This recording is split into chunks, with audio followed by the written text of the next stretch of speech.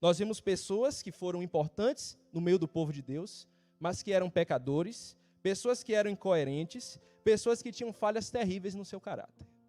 Quando nós pensamos em Abraão, o pai da fé, a Bíblia diz que aquele homem era um grande mentiroso. Quando nós pensamos no rei Davi, aquele que a Bíblia chama de o amigo de Deus, este homem, ele, além de ter sido um adúltero, ele arquitetou a morte de um pai de família inocente.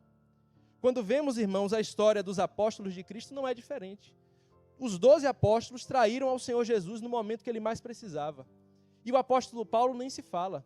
O apóstolo Paulo, ele era um perseguidor da igreja e muito provavelmente um assassino de cristãos. Se Deus estivesse interessado, meus irmãos, em vender uma história perfeita, vender uma história que para comprar as pessoas se encantassem com a propaganda do Evangelho, certamente não seria como Deus revela na Escritura.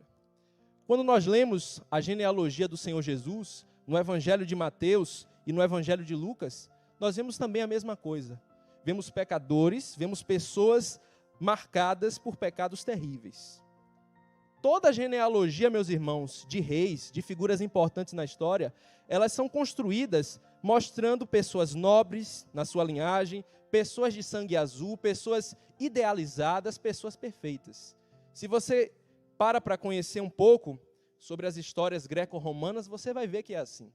Quando nós conhecemos a Eneida, do poeta Virgílio, que foi uma obra que o imperador Augusto pagou, encomendou para contar a história de Roma, Virgílio escreveu uma história assim. Mas a Bíblia não é assim, meus irmãos. A Bíblia é autêntica, a Bíblia é real, e Deus mostra a fraqueza dos seus servos, porque o poder de Deus se aperfeiçoa em meio às nossas fraquezas.